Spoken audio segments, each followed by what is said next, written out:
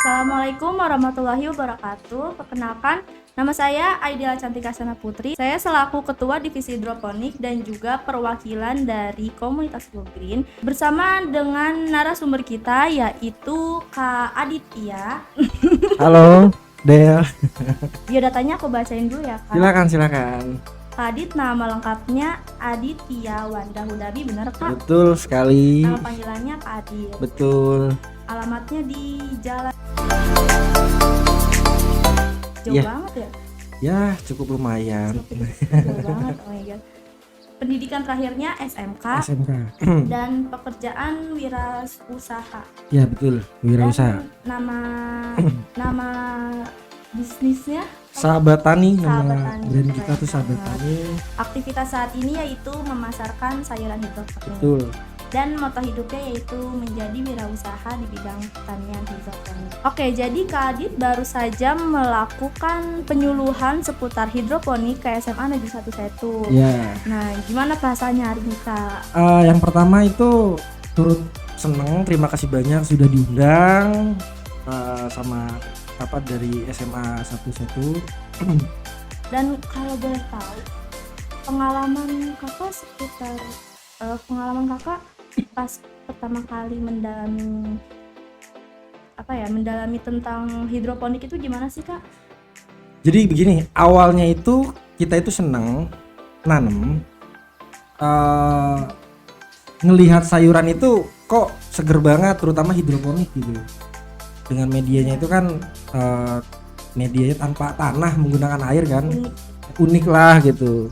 Buat saya pertanian menggunakan teknologi ini sangat sangat luar biasa gitu. Apalagi dengan menghasilkan kualitasnya yang sangat luar biasa. Gitu. Buat saya makanya saya tuh tertarik sekali untuk mendalami sebuah hidroponikan ini. Bagaimana sih cara menanamnya, bagaimana sih cara pemasarannya. Dari situlah saya coba, dan ternyata awalnya itu ya kita hobi, kita coba, ternyata berhasil dari mulai nanamnya. Nah, setelah itu saya coba untuk masalah pemasarannya seperti apa. Saya cari, saya tanya-tanya. Saya juga awalnya bertanya kepada Masih teman-teman. belajar. Iya, betul. Sampai saat ini ya alhamdulillah lah udah tahu cara pemasarannya. Oh, ternyata memang hidroponik ini kita yang pertama harus tahu tempat untuk pemasarannya sendiri gitu. Karena kan memang berbeda ya dengan sayuran-sayuran biasanya seperti itu. Makanya saya coba, saya juga bertanya-tanya teman, sharing, ternyata hidroponik tuh seperti ini gitu. Harganya pun ya sangat bagus, terus secara kualitas juga bagus ya. Saya coba aja gitu.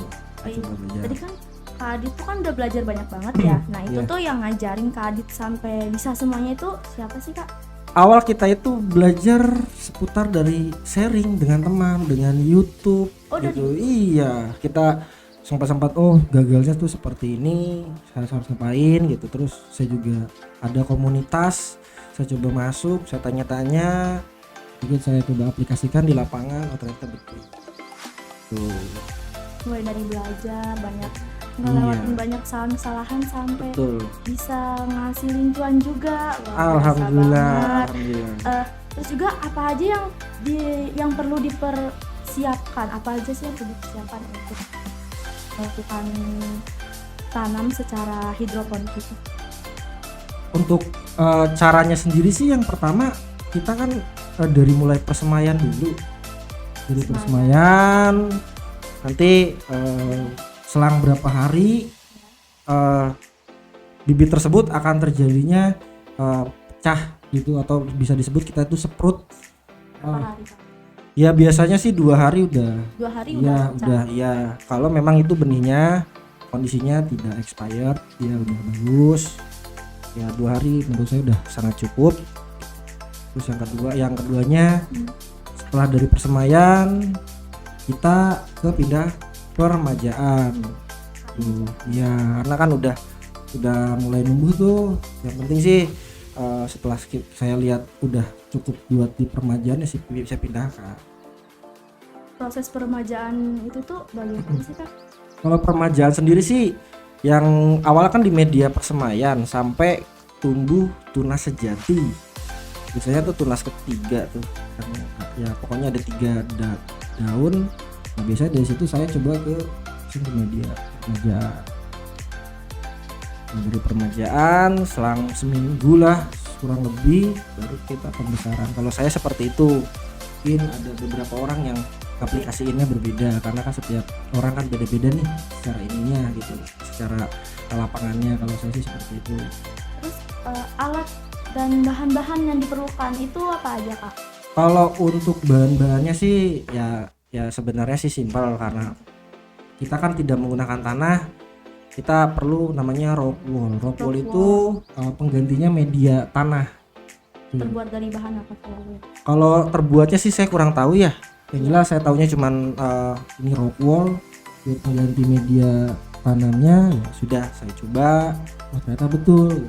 Di tim Go Green SMA Negeri 1 itu kan ada divisi hidroponik. Iya. Nah kita itu mulai menanam dan hasil tanamannya itu tuh kutilang ya, kurus, tinggi, terus apalagi?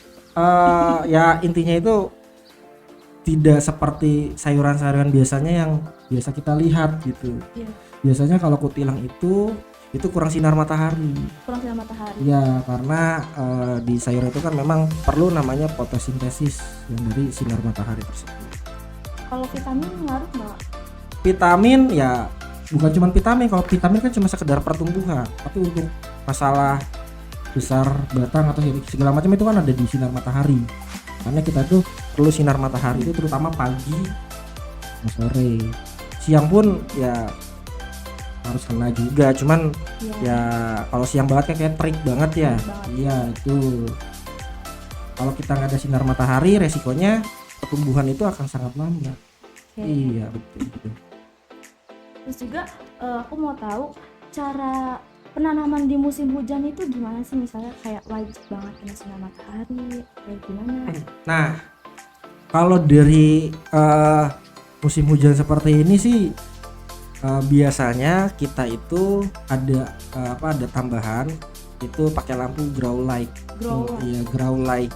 Biasanya sih kalau di peternakan itu ya lampu yang 3 watt yang warna kuning tuh biasanya mereka cuma buat ngangetin atau gimana buat si peternakan. Biasanya kalau kita tuh di sayuran itu buat pakai grow light tersebut gitu.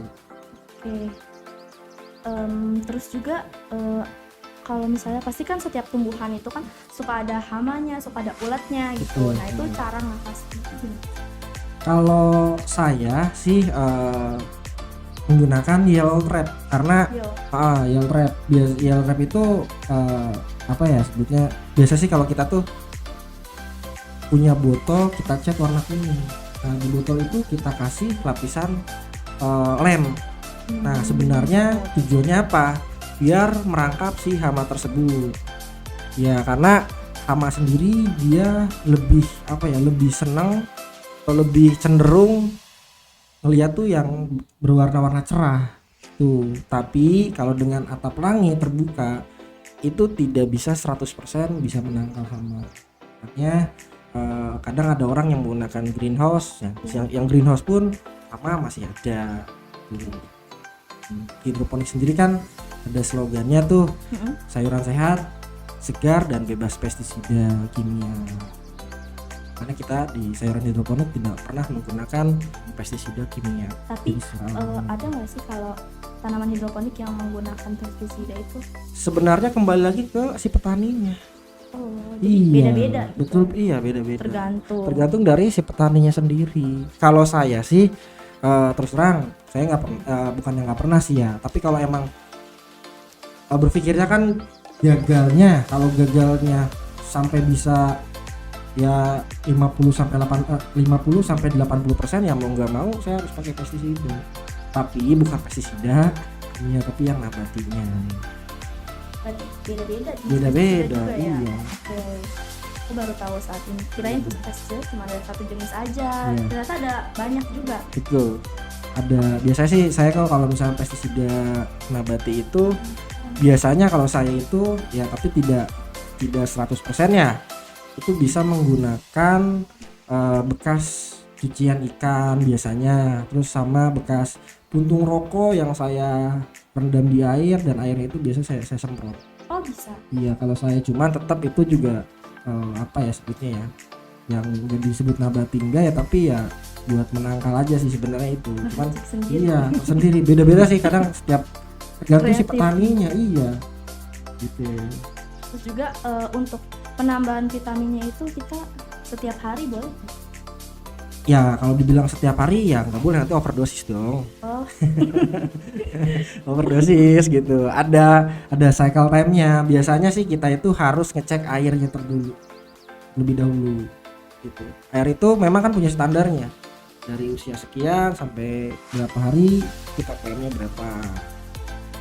Misalkan dari persemaian sampai peremajaan. Biasanya sih kalau dari persemaian sampai peremajaan saya kan memang ngejar ya. Saya kadang kasih 300 sampai 400 ppm. ya. Gitu. Tapi kalau teman-teman mungkin yang udah pakai hidroponik beda-beda sih. Nah, dari peremajaan sampai pembesaran itu beda lagi. Terus setiap per 3 hari 4 hari kadang saya sudah ngecek. 3 hari 4 hari. Iya, kalau misalnya ada penyusutan ya kita nambahin air, atau nanti kita juga nambahin Nutrisi juga. betul. Oke, bagus banget, luar biasa.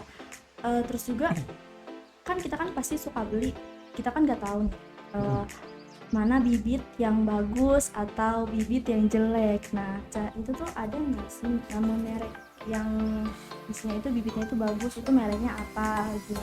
Nah, kalau dikatakan bagus enggaknya ini kan bersangkutan dengan brand ya. Kalau saya sih lebih cenderung yang saya pakai lah, yang menurut tempat saya itu yang cocok itu pakai jenis bibit apa sih gitu, karena saya tidak bisa memvonis bahwasannya brand tersebut oh ini seperti ini jelek, nggak bisa, karena kan resikonya ya fatal kan gitu. Tapi kalau iya beda-beda, kadang yang saya pakai nih terutama kayak kangkung saya biasa pakai capan itu pakai yang Bangkok tuh. Kalau pakcoy sama cap pakcoy, terus sawi pun sama pakai yang cap sama. Nah terus untuk masalah selada, nah kalau selada keriting yang hijau saya pakai itu dari Indoseed. Kalau yang lainnya ya banyak sih jenis-jenis yang brand-brand lokal atau brand ini kadang, tapi jadi kita juga tidak bisa memvonis bahwasannya oh brand itu iya bagusnya nggak bisa, Karena kita beda-beda. iya kan? tempat kita seperti apa, cuacanya. Oh, tergantung Iya, cuacanya juga. iya betul. Terus juga kalau misalnya setiap bibit pasti ada expirednya juga kan? Ada. Itu biasanya berapa lama? Tahunan atau bulanan gitu? Kalau yang saya tahu sih jangkanya itu ya 5 sampai 1 tahun, 5 bulan sampai 1 tahun. Tapi terkadang saya juga kalau ngelihat dari produknya kan saya ngeliat tuh ada expirednya.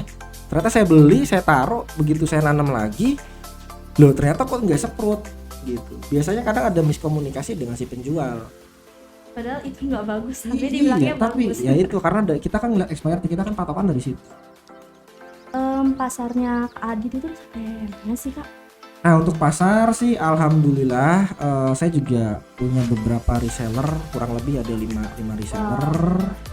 Nah, terus yang sudah berjalan swalayan sih 1, dan insya Allah nanti nih selanjutnya saya berjalan di pasar Carrefour.